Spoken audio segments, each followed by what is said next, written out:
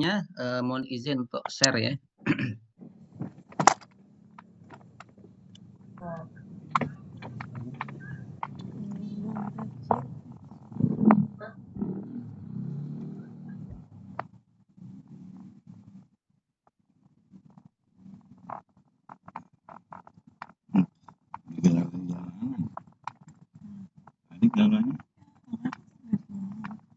Baik, bismillahirrahmanirrahim. Alhamdulillah, wassalatu wassalamu ala rasulillah wa ala alihi wa sahbihi wa mawalah wa la hawla wa la quwwata illa billah amma ba'd.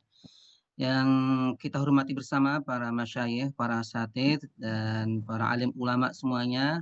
Sepuh penispoh, mohon maaf, mohon izin untuk menyampaikan dalam 10 menit. Begitu Ustaz ya. Terkait tentang menjaga marwah dakwah di era digital antara viralitas dan kualitas. Sesuai dengan data ya, beberapa penelitian yang saya sempat baca ini, memang realita lebih daripada 80% ya masyarakat Indonesia ini ya terhubung dengan internet, ya dengan gadgetnya, dan 60% ini aktif di media sosial. Dan ternyata temuan menunjukkan bahwa sebagian besar ya generasi muda utamanya ini juga mencari pengetahuan agamanya melalui platform digital. Ini artinya bahwa ruang digital ini medan dakwah utama saat ini. Jadi bukan lagi di pesantren atau di masjid atau di tempat-tempat yang biasa kita lakukan. Walaupun itu ya hal yang penting, tapi realitanya medan dakwah ini kita berubah ya menjadi ruang digital. Nah, permasalahannya adalah banyak sekali ya ruang digital ini yang disalahgunakan, ya sangat rentan kesalahan, provokasi dan dangkalnya pemahaman. Dan ini bisa kita lihat ya banyak masalah-masalah dakwah yang terjadi di konten-konten yang ada. Nah, karena itu dakwah digital ini bukan lagi pilihan, tetapi juga harus dipahami sebagai keniscayaan zaman. Nah, yang jadi masalah adalah terjadinya pergeseran otoritas. Ya, kalau dulu kita mengenal adanya sanad, mengenal adanya kemudian otoritas keilmuan, para ulama. Nah, sekarang bergeser menuju otoritas berbasis algoritma, like, share, subscribe, dan lain sebagainya. Dan jumlah follower. Ini juga terjadi perpindahan pergeseran otoritas. Jadi bukan hanya ilmu, ya kalau sekarang ini lebih kepada berapa sih kamu followernya? Nah, ini yang menentukan kemudian orang dianggap punya otoritas. Nah, keahlian ya versus polarisme atau kepolairan. Dan ini selaras dengan konsep ya teori sosial Society of the Spectacle yang melihat bahwa orang dianggap benar itu ya yang menarik. Jadi meskipun belum tentu ilmiah tapi menarik, maka itu akan menjadi sorotan ya di era digital semacam ini. Nah, dampak dakwahnya adalah ceramah mendalam tidak lagi menjadi hal yang bisa mudah diterima. Kita melihat ya orang sekarang suka menonton yang namanya video short ya, paling 2 menit ya. Jujur 2 menit ini kan ya nggak ada apa-apanya itu. Dan mungkin para asatid, Ustaz Randy dan beberapa asatid yang biasa bikin rekaman di sosial media, paling banter kita 2 menit. Jadi bisa dibayangkan ya ilmu yang sekian tahun kita pelajari harus diperas, dikompres hanya sekitar 2 menit saja. Nah, akhirnya apa? Ya, popularitas itu disangka sebuah kebenaran. Jadi kalau sudah populer, sudah viral, dianggap sebagai kebenaran. Sehingga menjadikan marwah keilmuan ini ya semakin melemah. Nah, termasuk terkait tentang logika algoritma dengan logika hidayah yang kita bahas sekarang ini. Ya, media-media sosial ini kalau mengangkat konten itu pasti yang emosional, konfliktual, sensasional. Ini yang tadi. Jadi kalau kita bikin video, kok video ini tidak ada 3 hal tipologi ini, ya biasanya tidak akan viral. Tapi kalau kita memakai tipologi ini, ya akan viral. Maka kenapa ya agenda setting, framing media ini ya sering ya hal-hal yang kecil dibesar-besarkan atau mempertajam perbedaan. Jadi sekarang ini ya kita bisa melihat ya bagaimana dulu yang sudah kita selesaikan tahun 90-an lah atau tahun 2000-an lah sekarang menjadi viral. ya kan, terkait hal yang khilafiyah yang sifatnya ijtihadiyah. Karena apa? Bukan karena semakin banyak orang yang ingin paham, tapi karena ini ya framing dan setting media. Hal yang sifatnya itu tidak penting, hal sifatnya itu furu'iyah, dijadikan menjadi usuliyah. Atau yang usul jadikan furu'. Ini kan pola-pola yang tidak benar. Maka jika Allah SWT mengingatkan wala taqfu ma laisa laka bi ilm, ini sesuatu yang sangat relevan ya agar tidak semuanya orang itu ngomong tanpa punya keilmuannya. Nah, karena itulah kecepatan digital ini tidak boleh mengalahkan kedalaman ilmu. Apalagi sekarang ditambah lagi ada AI. Ya, kita membuat materi apapun satu detik bisa. Ya, tapi tentunya beda ya, beda sekali orang yang membuat sama-sama pakai AI tapi punya latar belakang keilmuan yang mendalam, tentu dia bisa lebih selektif dan lebih bisa mendalam dalam penyampaiannya. Nah, karena itulah kenapa ya viralitas ini kadang membahayakan ya, karena bisa menggeser yang namanya kualitas. Ya. Maka jika dakwah ini tunduk pada popularitas, maka ilmu menjadi dangkal. Adab diganti celaan. Maka banyak kita temukan di platform-platform media sosial ya orang yang dianggap tokoh tapi ucapannya ini ya mohon maaf ya tidak layak dan tidak pantas untuk dijadikan sebagai teladan. Dan ini ada dan itu terjadi. Ya, belum lagi orang-orang yang mungkin ya dia hanya sukanya itu mengambil comot sana comot sini kemudian dirangkum jadi satu video hanya untuk sekedar ya mendapatkan sesuatu. Sehingga umat menjadi bingung dan ini nyata teman-teman ya para dai, para asatid ya. Mahasiswa kita itu sekarang banyak apa ya mengalami depresi keilmuan karena apa? Dia merasa tidak punya pedoman, tidak punya kepercayaan mana yang harus diikuti. Nah, makanya peran kita sangat dibutuhkan sekali dengan data-data keilmuan yang valid, kita bisa memberikan pencerahan kepada para mahasiswa atau para mad'u kita. Nah, di samping itu ini juga menjadi problematika ya kalau kita belajar ilmu tasawuf, ilmu-ilmu rohaniyah terkait tentang munculnya riak digital. Nah, jadi ada sekarang ini model istilah baru namanya riak digital. Jadi mencari apa? Pengakuan ya viewer like and apa namanya ya follower. Nah, ini kita bisa cek ya masing-masing diri kita. Saat kita misalkan mengupload video kita, kita cek dulu kok nggak ada yang komen, kok nggak ada yang ngikutin saya ya. Kadang ini akan membuat seseorang jika tidak kokoh keyakinannya menjadikan dia malas lah, sudahlah gitu, nggak ada banyak yang melihat. Nah, ini gara-gara apa? Niat yang kurang kuat dan niat yang salah. Ini juga menjadi problem tersendiri ya. Nah, kemudian ya, akhirnya ya popularitas itu bukan ukuran kemuliaan di sisi Allah. Ini yang harus kita garis bawahi. Jadi orang yang populer di dunia ini ya belum tentu populer di langit. Ya kan? Ya, kalau kita kan mencari ya populer di langit ya. Karena otomatis insya Allah kita diterima oleh Allah Subhanahu wa taala. Nah, karena itulah kenapa hakikat dakwah dalam Islam ini yang harus kita pertajam kembali supaya untuk menjaga marwah dakwah ini. Yang pertama harus berdasarkan ilmu di dunia nyata, dalam diri kita masing-masing, yaitu ilmu. Kenapa? Hikmah dan kelembutan. Apalagi kita di asosiasi ada ini yang fokus utamanya adalah dakwah rahmatan lil alamin. Jadi harus betul-betul ini menjadi jiwa dalam langkah ucapan dan teladan kita.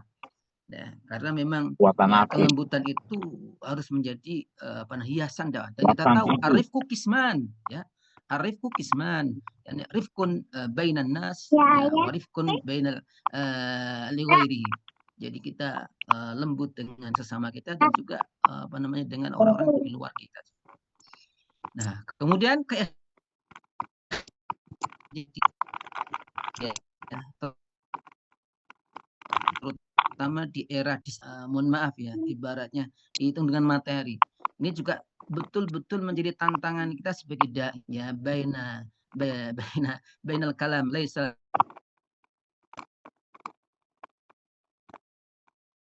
harus kita penuhi. Maka betul ya niat ini sangat menentukan ya nilai-nilai kita di hadapan Allah Subhanahu wa taala. Nah, karena itu ya standar Quran ini yang harus kita selalu kita jadikan ukuran ya bukan standar algoritma. Nah, kemudian ya dakwah ini juga ya untuk sebagai media ya membangun kepercayaan sosial. Nah, karena apa? Kekuatan masyarakat lahir itu dari kepercayaan, nilai bersama, jaringan kebaikan. Maka tadi disebutkan kolaborasi dakwah di antara kita. Mungkin ada sebagian ustadz kita yang sudah terkenal, masyhur, ma'ruf, masya Allah, seperti Ustadz Randy ya, di mana-mana beliau mengisi ini. Nah, ini bisa kolaborasi teman-teman yang mungkin adik-adik kita perlu dimunculkan karena bagaimanapun dakwah itu adalah pekerjaan estafet, ya bukan pekerjaan kita sendiri, tidak. Ya, maka kalau kita sudah diberikan makomat, maka kita juga mengangkat teman-teman kita yang belum mencapai makom-makom tersebut. Nah, kemudian juga ya kita menghindari dakwah-dakwah yang keras ya, karena bisa jadi ya mungkin viral ya, tetapi merusak trust umat. Ya kan sering kita ngelihat beberapa dai itu, masya Allah, ngomongnya keras sekali. Tapi ini jujur ya, banyak anak-anak generasi Gen Z itu juga mulai sadar itu. Masa Islam seperti itu, Pak Ustadz? Nah ini. Nah, kemudian juga ya kita mengedepankan dakwah-dakwah yang menenangkan, menyatukan, dan menghadirkan harapan. Dan ini harus menjadi pilar. Jadi dai itu memang merangkul semuanya. Ya, baju-baju kita tuh bolehlah ada NU, ada Muhammadiyah, ada Persis, ada Monggo. Tapi baju besar kita adalah Al-Islam. Ini yang harus kita tegaskan sebagai misi kita untuk berdakwah Islam rahmatan lil alamin. Nah, berikutnya adalah strateginya apa? Supaya kita ini bisa menjaga marwah ya dakwah kita digital ini. Yang pertama adalah tadi luruskan niat sebelum buat konten. Maka kenapa Imam Hasan Al-Basri mengatakan rahimallahu mura'an idza arada syai'an waqafa. Jadi semoga Allah merahmati seseorang kalau dia ingin sesuatu dia berhenti dulu. Wa in kana lillahi famadu. Kalau memang niatnya benar karena Allah maka jalan. Wa illa waqafa. Kalau belum ya stop dulu sampai benar-benar niat kita karena Allah Subhanahu wa taala. Kemudian utamakan kedalaman, bukan kecepatan. Tapi memang ya di era-era yang disrupsi ini cepat perubahannya ini memang membutuhkan kita kreativitas. Tapi kreativitas ini ya tidaklah harus kemudian menghilangkan kedalaman. Tinggal kemasannya, packagingnya ini memang betul-betul harus menarik, tapi jangan sampai ya kedalaman ilmu ini kita hilangkan. Gunakan bahasa yang sejuk, bukan provokatif. Kemudian juga jaga adab. Kemudian jadikan teknologi sebagai sarana, bukan tujuan. Dan ini yang sering kita dulu belajar, yaitu apa? Membedakan antara al-qadi wa da'i. Kita harus bisa membedakan. Kita ini bukan hakim, ya, tapi kita ini da'i yang harus memberikan rangkulan-rangkulan sejuk kepada para mad'u kita. Dan sebagai penutup, ya, bahwa ukuran sukses dalam dakwah itu tidak semuanya harus dilihat secara viral. Kadang kita ini terjebak ya di era sekarang ini, nggak viral, nggak mantap gitu. Kemudian tidak semua yang tenang, sepi dari pengaruh ya itu tidak baik. Jadi ya kiai-kiai orang-orang kampung itu di desa-desa itu itulah mereka yang berjasa yang sampai sekarang menjaga Indonesia masih tenang ini. Ya, ini saja tanpa mereka ini sudahlah terjadi macam-macam. Nah, karena itulah kenapa dakwah sejati ini harus mengubah hati, mendekatkan manusia kepada Allah, meski ya tanpa sorotan media. Nah ini. Nah, viralitas ya itu biasanya bertahan di timeline saja, tetapi dakwah yang ikhlas bertahan hingga hari kiamat. Barakallahu fikum. Terima kasih. Assalamualaikum warahmatullahi wabarakatuh. Waalaikumsalam warahmatullahi wabarakatuh. Assalamualaikum warahmatullahi wabarakatuh. Prof. Hasan atas wejangan dan nasihatnya. Mudah-mudahan kita bisa berdakwah libtigha'i wajhillah. Selanjutnya Profesor Madya Dr. Muhammad Nur CDI kami undang untuk bergabung bersama kami. Apa sudah siap? Ustaz Saiful. Yap. Boleh chat saya? Oh, di chat ya.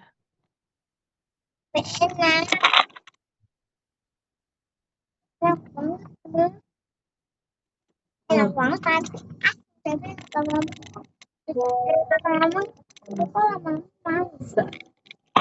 Nyampe lagi. Mau deh makan sendiri. karena aku kuat. Ya tapi makan sendiri ya. Kalau nggak mau buka ya nggak kuat. Kerja aku lagi. Langsung di izin barangkali. Prof. Umar izin berhalangan. Oh, belum izin. Iya, ke Kiai Kita lanjutkan berarti ke Dr. Kiai Haji Muhammad Zain. Apa sudah siap? Siap. Izin.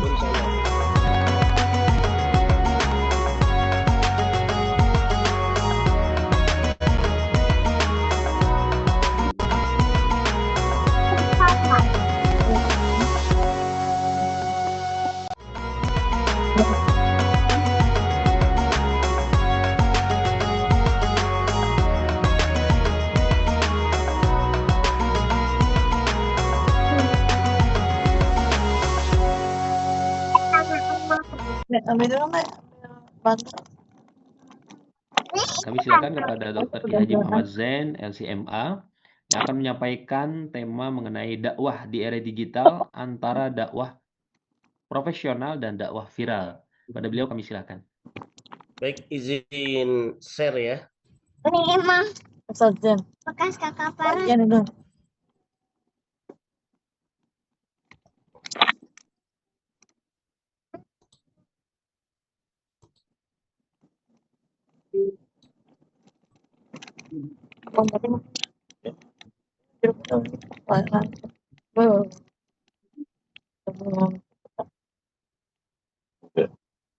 Kali deh.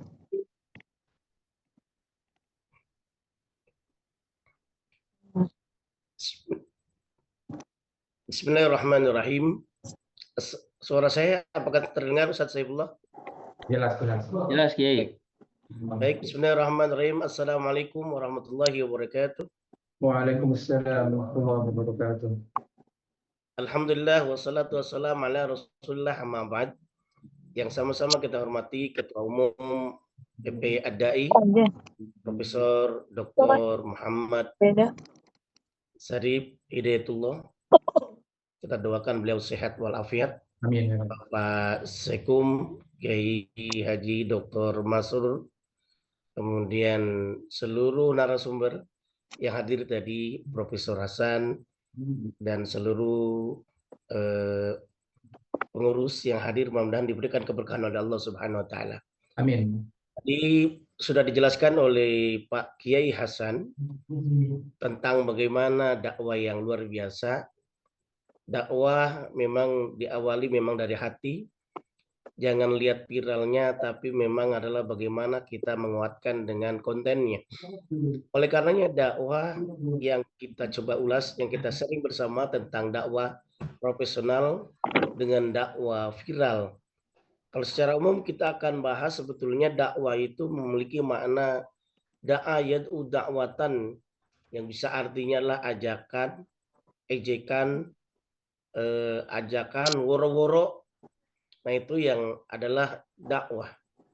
Nah, cuma lagi-lagi untuk secara istilahnya nanti, dakwah itu bisa mengarah, ad-da'watu hiya hasun nasi alal khairi wal huda, wal amr bil ma'ruf wan nahyi 'anil munkar liyafuzu bis sa'adatil ajil wal ajil. Jadi ternyata dakwah itu memiliki arti memotivasi, mengajak manusia melaksanakan amal kebaikan sesuai dengan petunjuk, harapannya happiness, bahagia dunia akhirat. Nah, kemudian kita akan coba ulas tentang dakwah. Tadi dalil-dalilnya sudah disampaikan oleh Pak Kiai kita, bagaimana kalau bicara tentang dakwah berarti ada ud'u ila sabili rabbika bil hikmati wal mau'izatil hasanah. Bahkan kita adalah sebaik umat, kuntum khair ummatin, termasuk adai.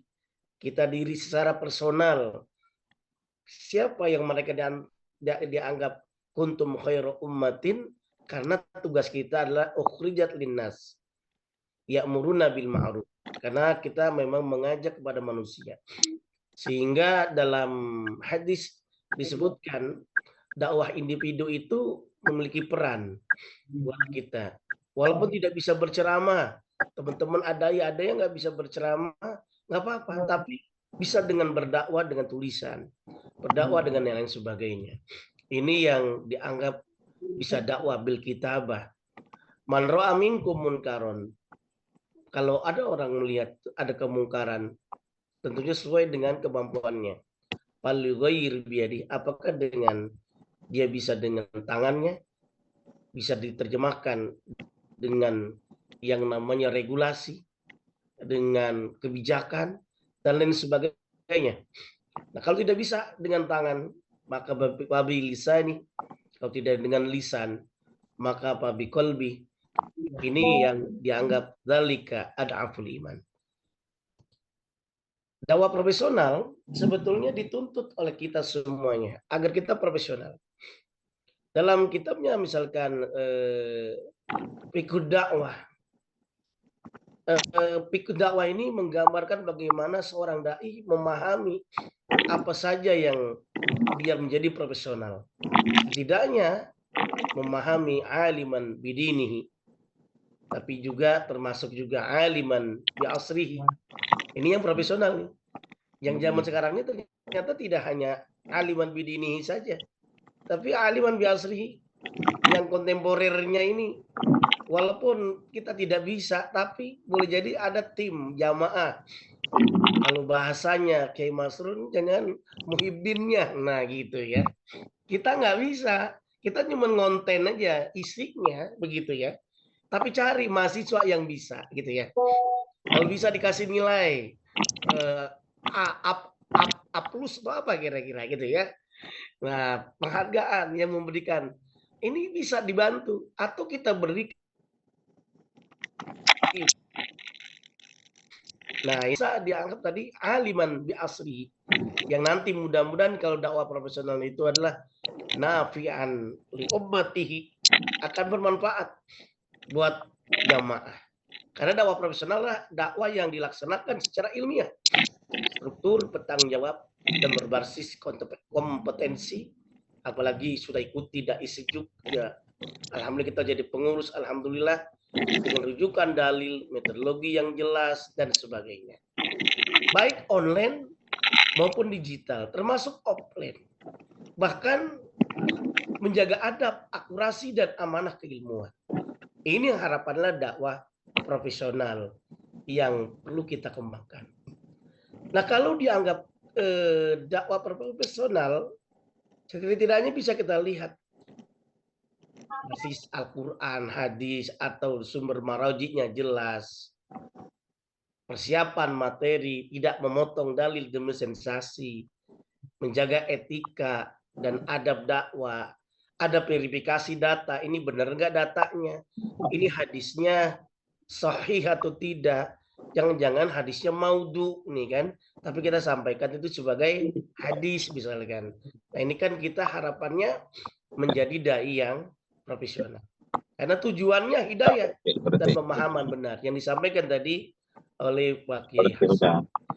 Nah, kemudian yang dakwah yang profesional itu basisnya tadi ilmu, metode, amanah dan akhlak. Orang memiliki ilmu yang luar biasa, dai baik, tapi akhlaknya tidak ada, itu akan menjadi masalah. Baik di jamaah maupun yang lain sebagainya di masyarakat. Jangan-jangan kabur maktan indallah antaqulu ma la taf'alun. Nah, ini berarti akhlak, pesan buat diri kita masing-masing.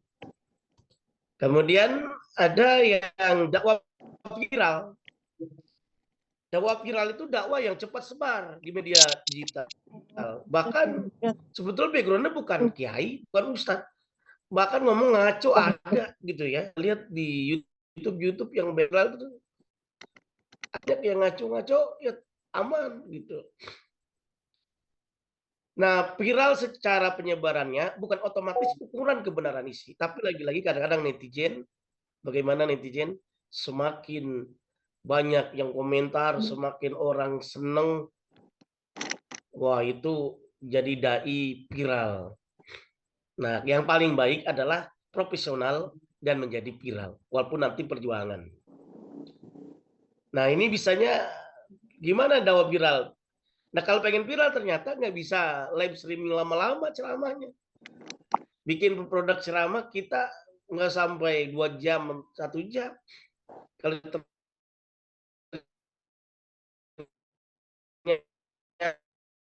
ternyata dakwah yang ada itu justru durasinya biasanya dipendek yang misalkan 2 menit, 3 menit, yang itu yang bisa bikin viral.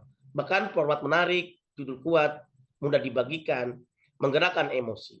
Jadi ada yang viralnya baik, positif, ada yang viralnya adalah yang negatif. Yang negatif inilah yang harus dihindari. Tapi yang positif itu yang baik. Nah, diantaranya ada yang waspada. Bagaimana dai yang viral, tapi yang dia yang waspadai, potong dalil. Bahkan apalagi waktu kampanye. Dulu di zamannya Soeharto, partai PDI, Golkar, P3. Orang benci kepada Golkar. Akhirnya bilang gimana? Dalam Al-Quran aja ngelarang milih Golkar. Apa dipakai dalilnya? Wala taqrabu hadis sajaroh. Nah, gitu kan.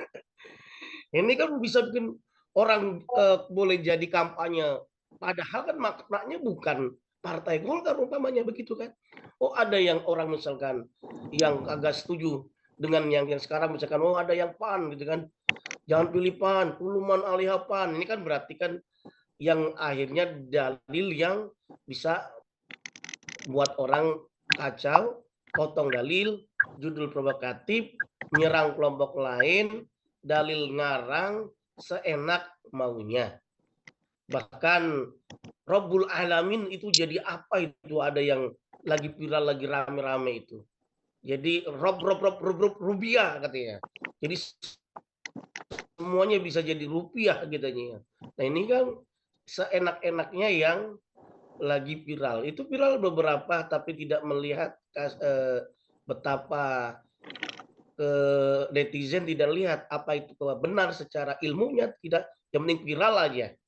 Bahkan memang biasanya masyarakat audien kita itu memang yang pengennya lah nyantai-nyantai aja dia gitu ya. Nah, kemudian viral yang boleh itu viral yang sehat, isi benar, dalil utuh, tidak manipulatif, tidak memecah umat. Ini yang diharapkan. Posisi kita tidak viral yang bermasalah, potong dalil, judul provokatif, kotak instan, menyerang pihak lain dan lain sebagainya. Nah, kemudian ya setidaknya ini dakwah profesional dan dakwah viral itu ilmu. Kalau dakwah profesional itu mendalam. Gus Baha yang kiainya ini ketua umum kita Gus Koyum ya, Pak Kiai Sarif ya kan, kedalamannya luar biasa. Gus Pais dan seterusnya, bahkan Kiai Sarif dan seterusnya. Ini dakwah profesional mendalam. Apalagi udah bahas BNPT, udah luar biasa. Yai Masrur, Yai Fauzi ya kan, apalagi Yai Ahmadi Rojali jawab. Beliau belum ditanya aja udah jawab ya. Nah, belum ditanya udah jawab aja beliau, karena namanya Ahmadi Rojali jawab. Syukron. Ya gitu ya. Ya. Nah, ini beliau nih dai profesional, dai viral juga ini. Karena disenengin beliau dengan janda-janda muda masalahnya begitu ya. Karena zamannya kebanyakan seperti itu. Tapi kalau dakwah viral itu ringkas.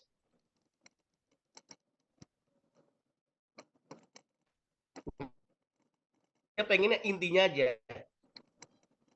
Contohnya ya kan, dakwah viral itu kayak Habib apa itu yang anak muda itu. Dia nggak keluarkan tuh Quran, tapi dia intinya aja kayak model kayak Maria Teguh begitu ya. Nah, kemudian ada misalkan rujukan kitab ulama, bahkan nggak ada tanpa rujukan. Yang penting intinya aja begitu kira-kira. Nah, dakwah profesional itu hidayah, tapi viral kan jangkauan. Bahkan bahasanya login dan seterusnya gitu ya. Kemudian dakwah profesional itu sistematis. Tapi viral itu ada emosionalnya dan sebagainya. Nah, ini yang perlu diingat, kita pasti ingin sukses. Kalau ingin sukses dai sukses, jangan lupa 4J, 1C akan melahirkan K2. Ini yang sering saya sampaikan. 4J itu ternyata 4J, jagalah wudhu, jagalah keikhlasan, jagalah keyakinan, jagalah zikir dan doa. Jagalah wudhu itu ternyata simbolnya ada artinya. Wudhu itu kan bersih badan kita, keindahan. Di samping juga kejujuran. Walaupun orang lain nggak tahu kita kentut, tapi kita wudhu lagi. Ya. Profesional, jagalah keikhlasan. Nah, dengan ikhlas ini yang luar biasa saat kita berdakwah. Mau digaji, mau tidak, mau banyak view, mau tidak, mau di-subscribe, mau tidak di-subscribe. Yang penting kita menyampaikan dengan ikhlas. Itu. Kemudian adalah jagalah keyakinan, motivasi kerja dan ibadah. Kalau kita kerja karena Allah, ibadah juga karena Allah, yang sangat penting. Kemudian zikir. Seorang dai mudah-mudahan insya Allah kalau kita bentengi ketika dalam perjalanan kita zikir kepada Allah Subhanahu wa taala, insya Allah Allah akan bimbing kita. Yang kadang-kadang ketika kita ceramah bisa lupa itu. Karena kenapa? Boleh jadi kita lupa berzikir kepada Allah. Nah, ini yang tapi dengan kita berzikir kepada Allah menjadi benteng pengorganisasian diri kita dengan kita tawakal kepada Allah, bahkan boleh jadi kita berdoa Allahumma inna, walaupun doa ini kita sampai dalam sebuah kampung, negara, daerah ya, itu kita rasakan tuh. Allahumma inna nas'aluka khairaha wa khairu ahliha wa khairu ma fiha wa na'udzubika min syarriha wa min syarri ahliha wa min syarri ahliha dan seterusnya. Kemudian ada yang menarik 1C, ciptakan karya terbaik. Karya terbaik ya tadi dengan kita tetap belajar serpendesau asa gergaji. Asa gergaji itu bayangkan gergaji kalau pengen tajam itu harus dikikir dulu itu. Pisau kalau ingin tajam harus diasah, termasuk dengan kita dalam berdakwah. Semakin jam terbang kita tinggi, semakin lebih luas. Jam terbang kita tinggi berarti jarum super. Iya, Kiai Masrul, jarum super ya. Apa itu jarum super? Jarang di rumah suka pergi. Nah, gitu ya.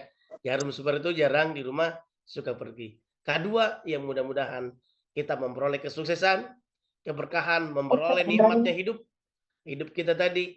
Apalagi sebagai ASN, udah ASN ada rezeki kita, ada rezeki juga dengan berdakwah dari Allah Subhanahu wa taala, itu ada keberkahan. Apalagi dengan dikasih apa namanya itu parcel ya, parcel buah. Satu hari bisa 5 itu ya. Nah, itu kita mau masukin ke kulkas aja itu sampai nggak muat itu ya. Bukan karena kebanyakan buahnya, karena engselnya ternyata copot begitu ya. Nah, ini ada keberkahan, merasakan kecukupan lahir dan batin. Sehingga formula ideal era digital kita sebagai berdakwah itu standar aman dakwah digitalnya profesional dulu kita. Baru dibuat viral. Kalau viral nggak usah mikirin. Yang memiralkan Allah. Udah wa tu'izzu man tasha wa tudhillu man tasha biyadikal khair. Kita tidak viral pun tetap berdakwah. Mau kita punya YouTube, punya apa, mau ada yang nonton nggak nonton, biarkan saja. Begitu ya. Bukan memilih salah satu, bukan dakwah profesional, PS viral, tapi profesional dan viral. Viral itu metode sebar. Profesional adalah standar isi. Idealnya adalah kita sebagai dai, ad-dai adalah dakwah profesional yang dikemas dengan viral. Yang membuat dakwah bernilai di sisi Allah bukan jumlah view, bukan like, bukan subscribe, tapi kebenaran ilmu dan keikhlasan niat. Viral itu bonus, amanah ilmiah itu adalah kewajiban kita semuanya. Ini saja yang saya sampaikan. Semoga ada manfaatnya buat kita semuanya. Ikan cepat, ikan gabus. Lebih cepat, lebih bagus. Wassalamualaikum warahmatullahi wabarakatuh. Waalaikumsalam warahmatullahi wabarakatuh.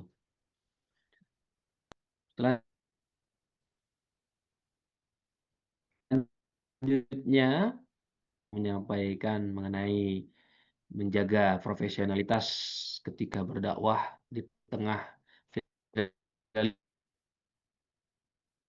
viralitas. Kita akan mendengarkan dengan seksama uraian dari Al-Ustadz Al-Mukarram Haji Randy Tanjung MPI yang dakwah viral TV, tips Oh iya, dan apaan izin etikanya. ya. Saya Kepada beliau kami silakan. izin Pak Ustadz Saifullah. Saya sepertinya nggak bisa untuk tanya jawab ya. Langsung karena mau ceramah haul Bapak Ibu saya. Barangkali itu saja ya. Jadi Masya sukses. Allah. Oh baik Jangan izin. super, Ya, Ustaz Zen. Taib ya. Yo, saya langsung ke tetangga ya. Baik, Assalamualaikum warahmatullahi wabarakatuh. Waalaikumsalam warahmatullahi wabarakatuh. Kepada Ustadz Al-Haj Randy Tanjung.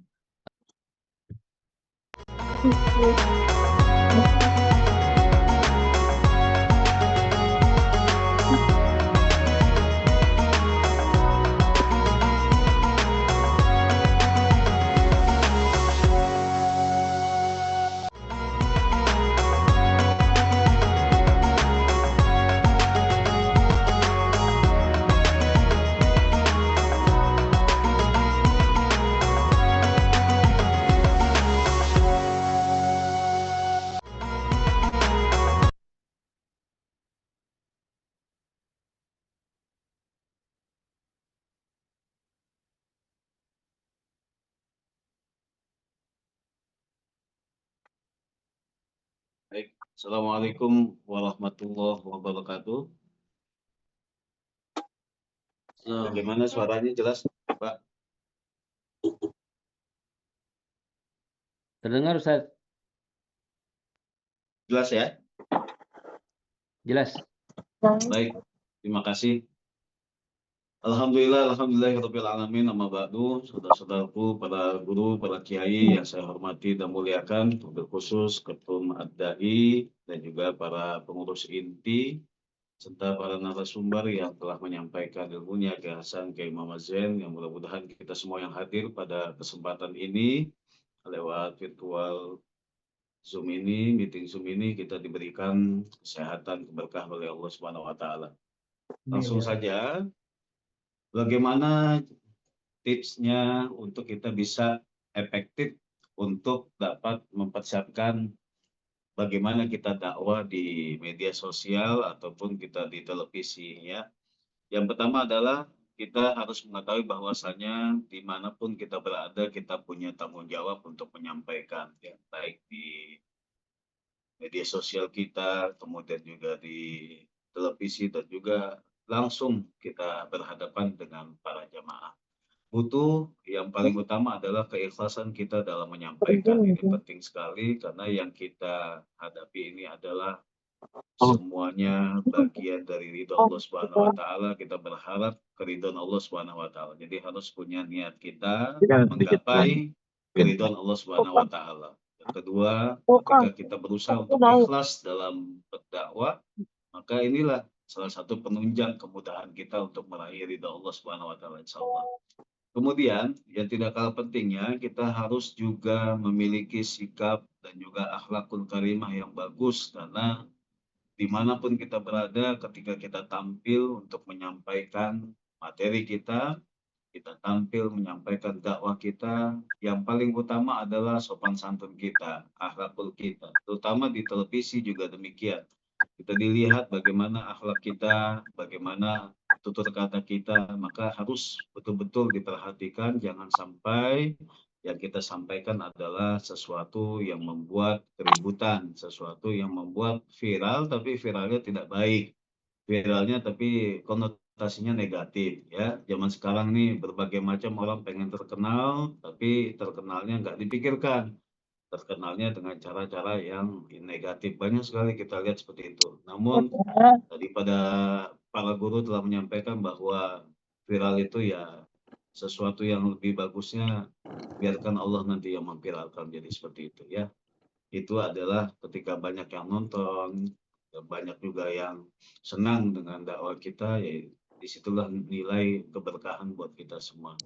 Ya, ada beberapa panduan mendalam dalam dakwah di televisi. Saya telah belajar 5 tahun, 6 tahun ini di iNews TV dan juga TV One. Itu adalah yang paling penting adalah materi yang disampaikan harus ringkas dan padat.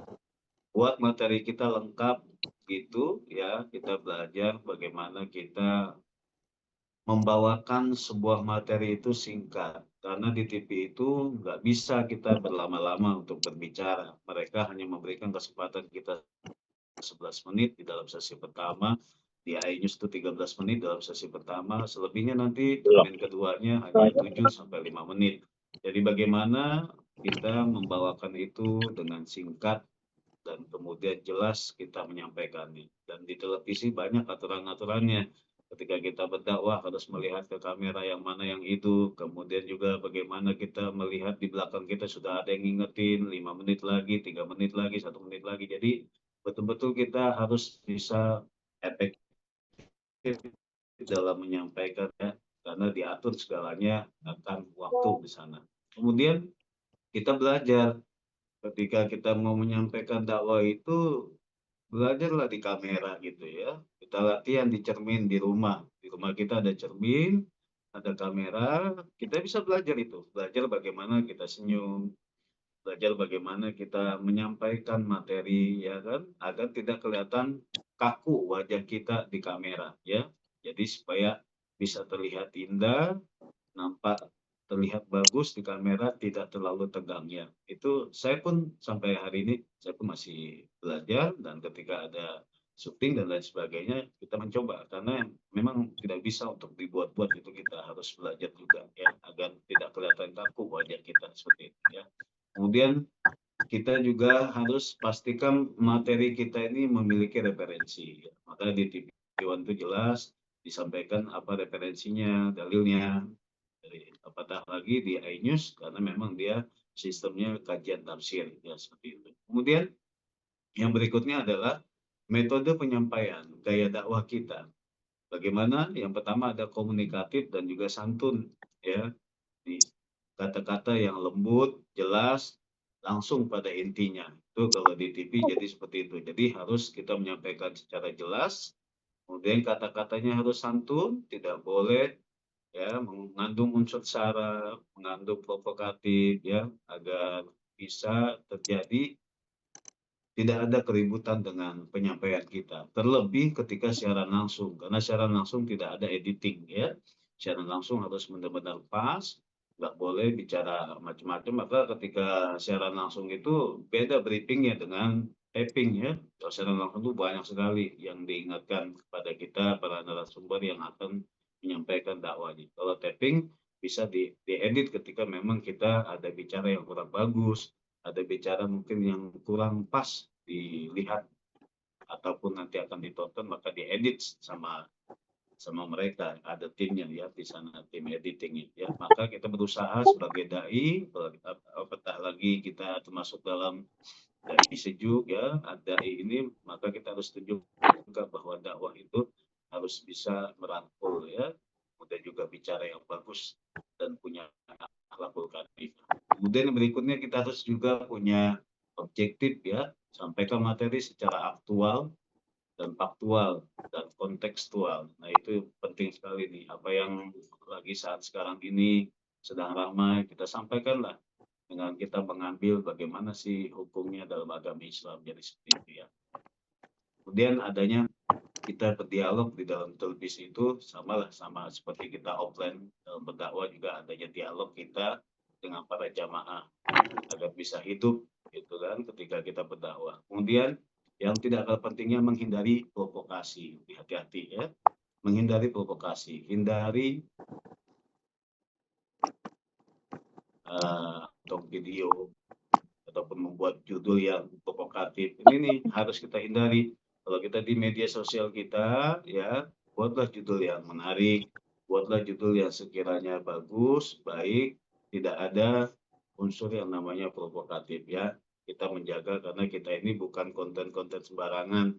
Kita ini menyampaikan, mendebarkan bukan konten-konten yang sekiranya hal-hal yang lucu-lucuan saja, tidak. Akan tetapi ini adalah khusus materi kita untuk menyampaikan kalam Allah, dakwah, maka harus disampaikan dengan bagus, dengan baik ya. Kemudian ada etika dan juga sikap para dai ya. Yang paling utama adalah tadi ikhlas ya. Etika kita harus ikhlas, niat utamanya adalah mencari ridha Allah. Yang kedua harus punya keteladanan. Ya, jadi kita harus memiliki keteladanan, menyatukan antara perkataan kita dan perbuatan kita. Makanya Rasulullah itu ya menjadi uswah, ya suri tauladan. Tapi Rasulullah menjadi contoh terlebih dahulu, ya, agar bisa diikuti oleh umatnya. Jadi itulah yang harus kita miliki sebagai etika sikap dai, ya. Kemudian juga punya sikap inklusif, ya, tidak melakukan diskriminasi. Sasaran dakwah kita dan menghindari pencampuran akidah. Ini hati-hati yang harus kita perhatikan juga. Ya, pentingnya adalah moderasi, ya, moderasi dalam beragama, menampilkan dakwah yang rahmatan lil alamin, tidak ekstrim, ya. Kita sudah dibekali, ya, anggota-anggota ADAI ini alhamdulillah kita sudah dibekali bagaimana kita sebagai dai yang moderat, ya. Kemudian yang terakhir adalah manajemen konten. Saya akan menyampaikan hanya 2 saja. Manajemen konten ini, 1, sesuai audien. Sesuaikan tema kita, yang target penonton di televisi kita ini targetnya umum, maka kita sampaikan secara umum. Kalau seandainya target kita ada jamaah kita yang target kita milenial, maka sampaikanlah pembawaan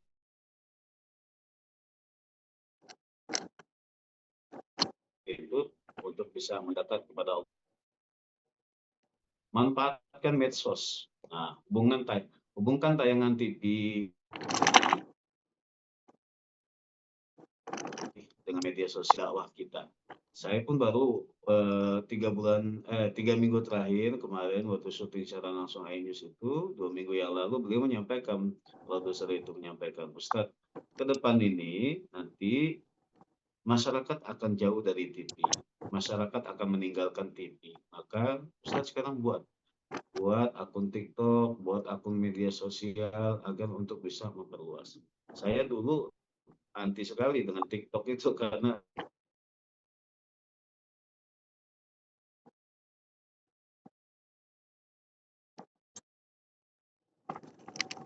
mari Ustadz imbangi dengan hal-hal kebaikan agar tidak kebaikannya di TikTok tersebut. Maka sebarluaskan, siarkan lebih untuk dakwah Ustadz di media sosial.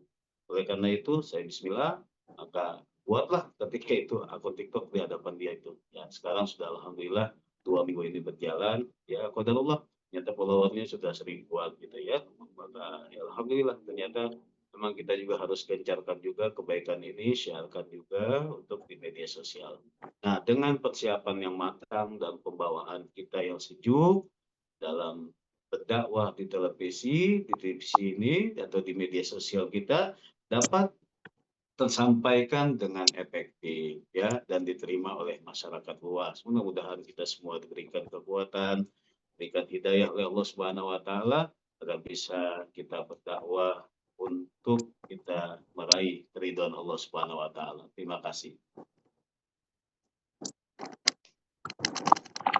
Baik, terima kasih Ustadz Dendi Tanjung. Mudah-mudahan tips dan triknya ini bisa kita amalkan sehingga kita bisa berdakwah lebih efektif dan membawa keberkahan untuk umat Nabi kita Muhammad Sallallahu Alaihi Wasallam.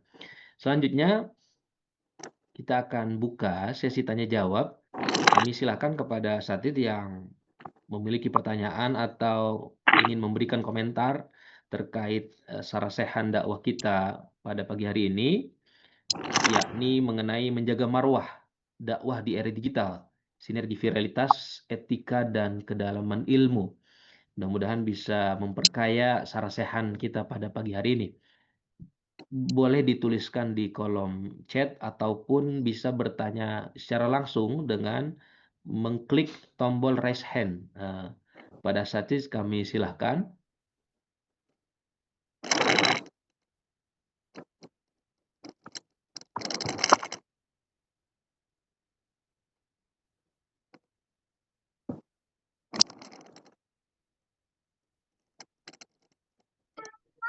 Saya barangkali Ustaz Saiful sebagai Silakan Pak Ketum, kita akan bertanya. Baik, Terima kasih Ustaz Saiful. Terima kasih Profesor Hasan, Dr. Zain, sama Ustaz Randy. Paparan yang menarik, dan saya tentu saja berbahagia. Ini perpaduan yang lengkap ya. Prof. Hasan secara akademik ya menyampaikan sudut pandang beliau, hal-hal yang ideal. Ustadz Randy dari sudut pandang pengalaman beliau di televisi yang bersentuhan langsung. Ya Zain ini di tengah-tengah di antara kedua beliau berdua. Ini yang memang kita rasakan bersama, seperti ada gap begitu antara yang akademik dengan yang profesional, antara yang menginginkan bahwa dakwah itu ya harus mendalam, gitu. Tapi di sisi lain kita juga paham betul bahwa masyarakat kita ini memang nggak suka gitu yang mendalam. Gimana mau mendalam, minat baca saja rendah begitu. Nah, ini menjadi persoalan serius. Kita yang kekeh mau mendalam, mau apa, mau yang sesuai dengan standar, itu seringkali tenggelam, kalah dengan yang mampu mengemasnya dengan baik, mampu membaca selera pasar. Saya seringkali juga menyampaikan bahwa ini konten-konten dakwah, sekeren apapun, sehebat apapun, seterkenal apapun, itu yang nonton, saya sejauh yang saya lihat ya, mohon dikoreksi kalau saya salah, nggak ada yang menyentuh 1 juta begitu viewer. Kata itu sekelas luas sekalipun gitu ya. Apalagi yang di bawah banyak, tadi Hidayat. Sejauh yang kami cek belum ada yang sampai 1 juta viewers. Gitu. Tapi cobalah kita bandingkan dengan yang biasa-biasa atau yang konten dakwah dengan konten yang non dakwah. Jauh sekali selisihnya gitu ya. Padahal ya itu sudah menurunkan kelasnya gitu. Nah, ini ada hal yang kita perlu bicarakan agak serius nih, karena ini konteksnya Sarasehan, maka harus ada pembicaraan yang kita pahami bersama dan menjadi pertimbangan bagi kita semua yang hadir, bagaimana mengembangkan dunia dakwah ke depan. Gitu. Pertanyaan saya sederhana atau diskusi yang ingin menyambung dari apa yang sudah disampaikan oleh para narasumber. Sekali lagi mengucapkan terima kasih atas kehadiran beliau dan berkenan beliau bertiga untuk menyampaikan materi yang berharga di tengah waktu dan kesibukan mereka. Beliau yang buat. Nah, pertanyaan pemantiknya, bagaimana kita mendudukkan ini situasinya? Apakah kita tetap ya di dunia yang ya terbelah ya, yang akademik, yang pengen populer, yang pengen viral ya viral. Bagaimana mendudukkan viralitas itu tapi tetap akademik? Ada orang seperti Gus Bahak misalkan tadi yang disebut Zain, tapi terbatas sekali. Ya Gus Koyum tadi yang disebut, terbatas sekali jangkauannya. Dan Gus Bahak kan untungnya kan dipopulerkan oleh ustadz-ustadz jaringan pesantren kan, merasa ada dalam lingkungan yang sama-sama alumni sarang gitu ya, dan sama-sama pesantren tradisional. Pembawaan Gus Bahak yang juga low profile, relatif memelihara jauh dari konflik, itu kan tidak masuk dalam wilayah konflik, itu sepertinya memang menjadi daya tarik tersendiri bagi Gus Bahak untuk diterima oleh semua pihak. Tapi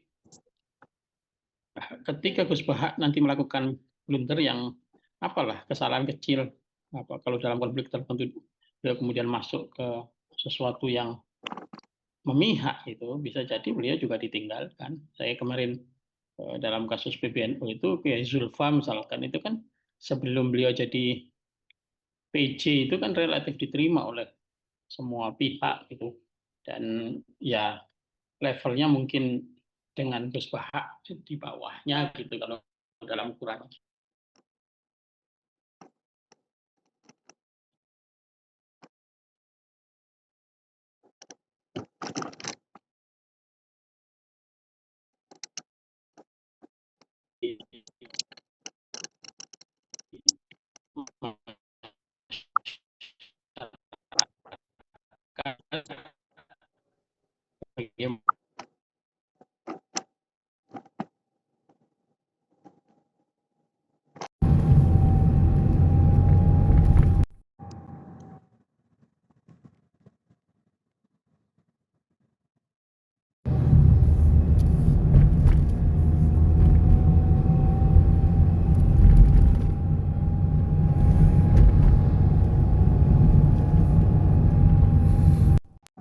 Recording in Saya kembalikan ke progress. Ustadz. Terima kasih banyak sekali lagi kepada para narasumber. Assalamualaikum warahmatullahi wabarakatuh.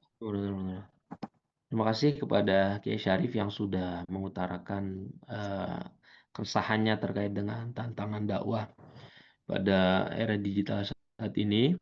Kita mohon kepada Prof. Hasan dan Ustadz Redi Tanjung, saya akan langsung ke Prof. Hasan untuk bisa memberikan pencerahan untuk kita pada hari ini.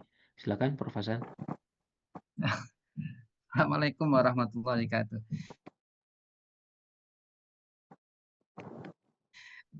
Keresahan kita semua sebenarnya.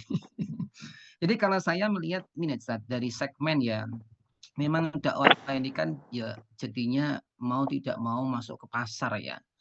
Namanya pasar itu ya memang yang menarik, yang renyah, yang apa namanya ya mudah terjual, itu yang akan menarik di masyarakat kita. Maka kalau saya melihat emang kita harus membagi segmen Ustadz ya. Kayak saya ini nggak cocok kalau di kampung-kampung Ustadz, nggak bisa saya itu bahasa Jawa aja, walaupun saya orang Jawa ya bahasa Jawa suka salah saya itu. Ya, jadi itu menurut saya harus mengetahui posisi kita masing-masing. Ya, kan ridhon nas ya ghayatun la tudrok. Jadi kalau kita ingin memuaskan semua pihak itu ya nggak bisa. Tapi minimal kan malah yudrok kuluh la yudrok juluh. Jadi kaidahnya kan seperti itu Ustadz ya. Kalau nggak bisa semuanya ya harus ada segmen-segmen tertentu yang kita maksimalkan. Itu yang pertama Ustadz.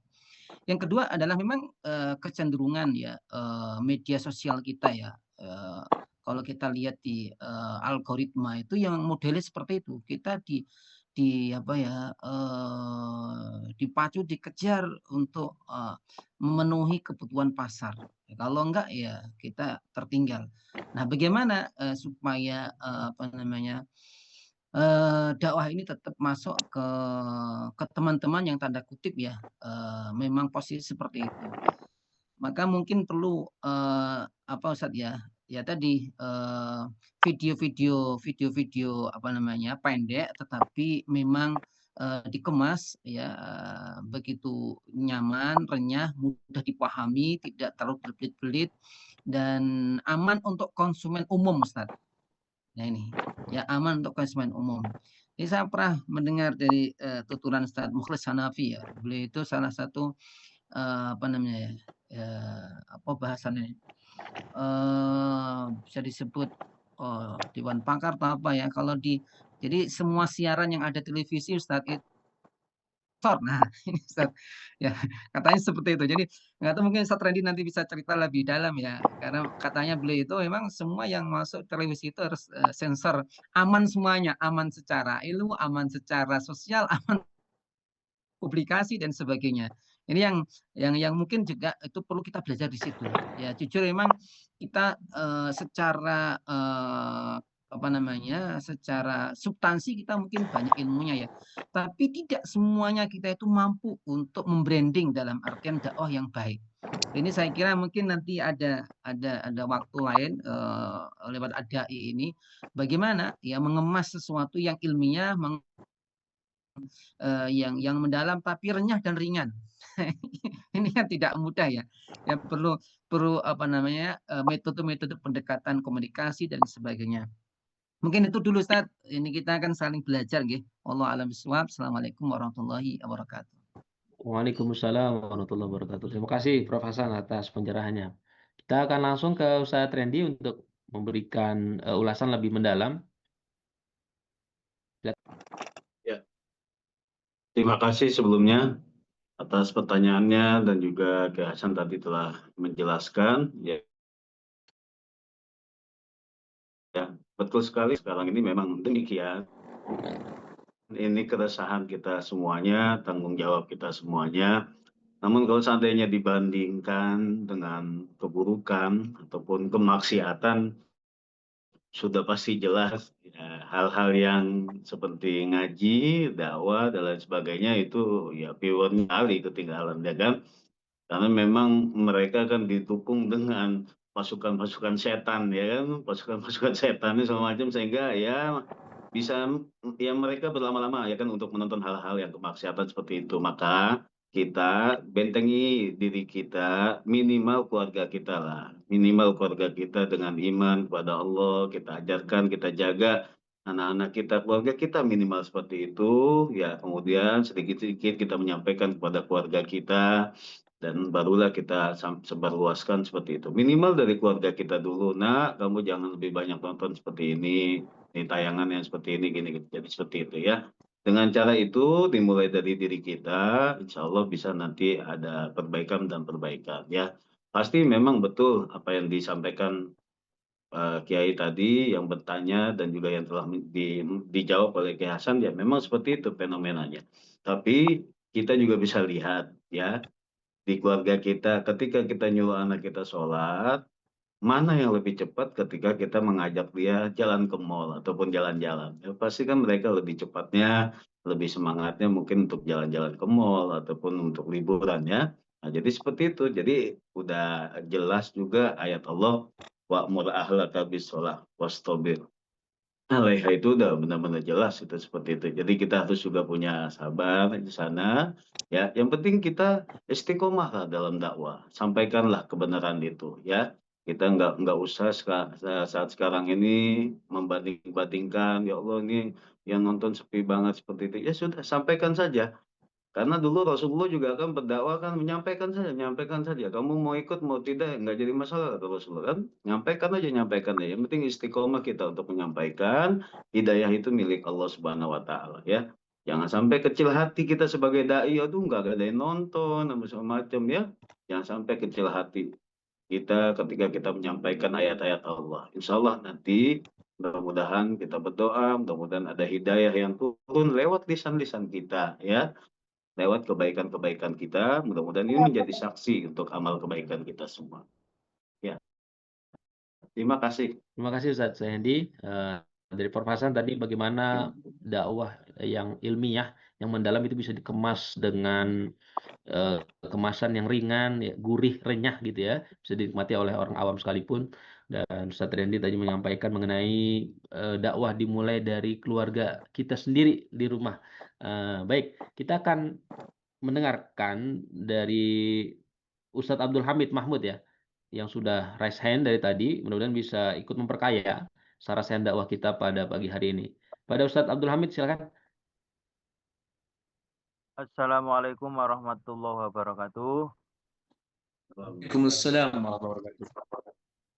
Rekan saya dari Komisi Bidang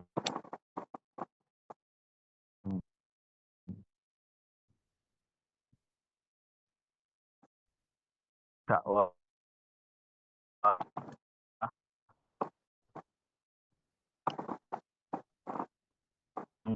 Ustaz, saya sebenarnya murid dari Kiai Masrur Huda, baik dari program sarjana maupun pasca sarjana S2 di Universitas Sunan Giri Surabaya, dan saat ini melanjutkan program doktoral di Universitas Abdul Halim Amanatul Ummah Foundation.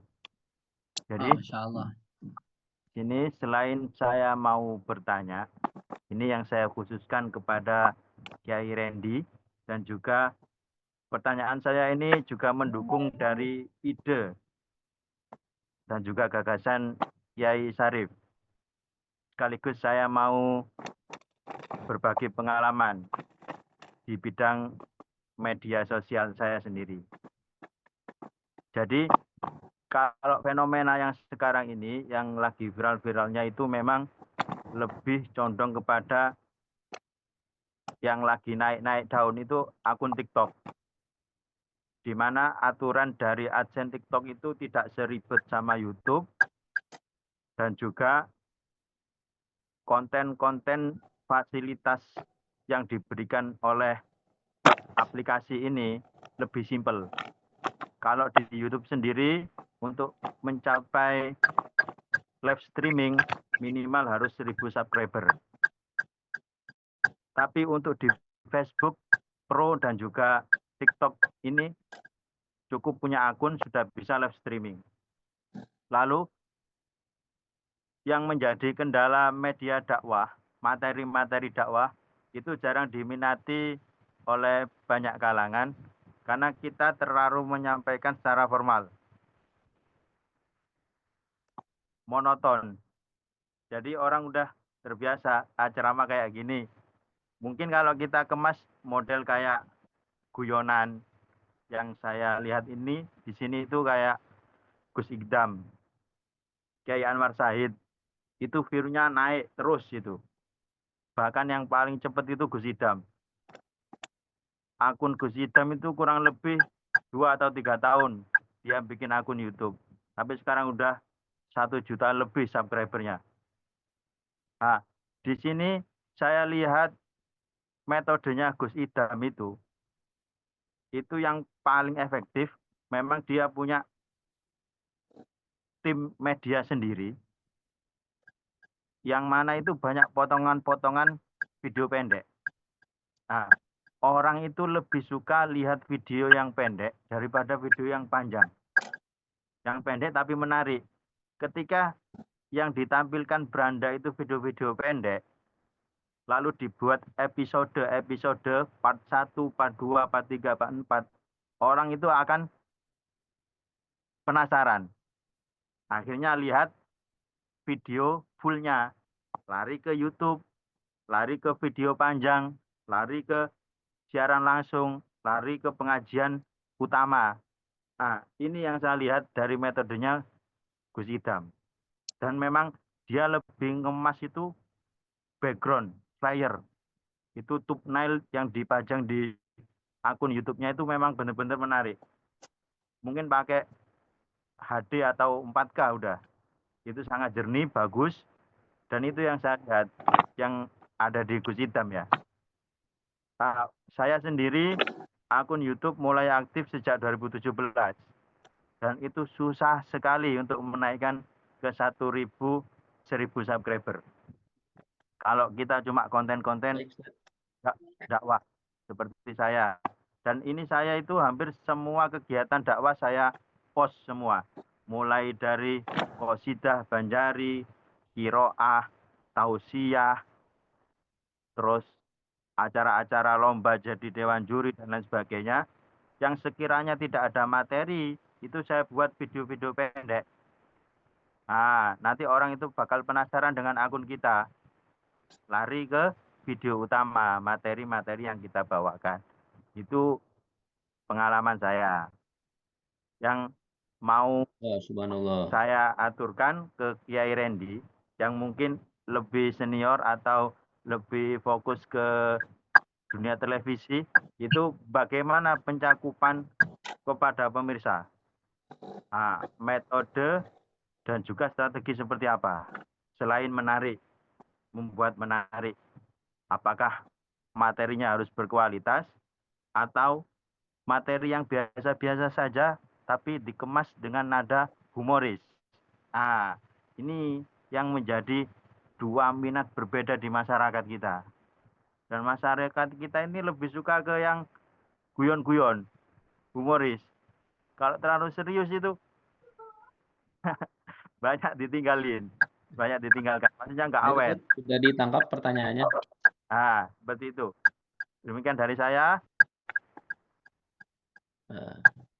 Kemudian lanjut ke Ustadz Nazarmanto. Silakan Ustadz.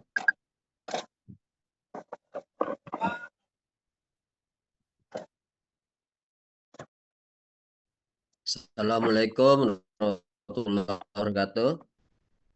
Warahmatullahi wabarakatuh.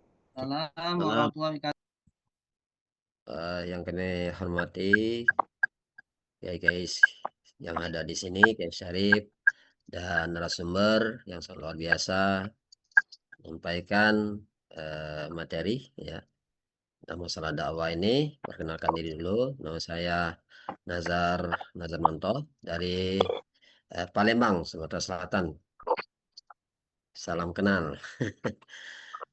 Pertama terima kasih sudah diajak bergabung di pada ini. Merespon apa yang sudah disampaikan oleh kiai-kiai tadi ya. Memang sudah saatnya kita ini harus mempromosikan, mempublikasikan ya kebaikan-kebaikan ya. Memang kita mungkin agak alergi ya dengan TikTok, dengan apa medsos yang lain. Tetapi kita tidak memiliki kekuatan untuk apa menghapuskannya, menghilangkannya gitu ya. Itu tetap berjalan terus ya, kemaksiatan dan sebagainya.